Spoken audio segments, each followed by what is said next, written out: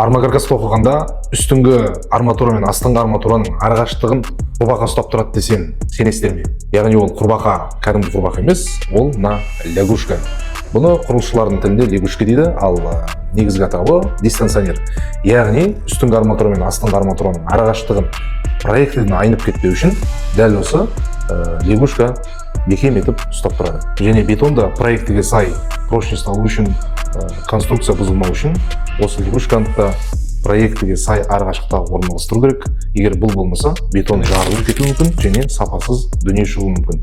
Сол үшін де жұмыс жасаған кезде дәл осы лягушканы проектіге сай орнатқандарыңыз абзал. Каркасты оқу барысында дәл осы лягушканы проекті берген арақашықтықтан ауытқымай орнатқан жақсы. Неге десеңіздер, бұл болмаса каркасыңыз отырады және болашақта трещина пайда болу қаупі бар. Көп жағдайда бұны 8-дік және 10-дік арматурамен дайындайды. Проектіде қалай берілсе, солай жасайды. Ал егер сіз үй салып жатқан болсаңыз, 8-дік арматурамен дәл осылай лягушка жасасаңыз болады. Көп жағдайда 1 метр мен 80 сантиметрдің арасында.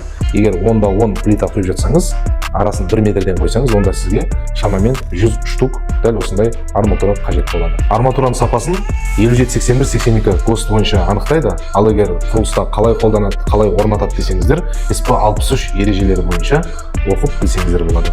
Ақпарат ұнаса, каналға тіркеліңіздер және достарыңызбен бөлісіп қойыңыздар.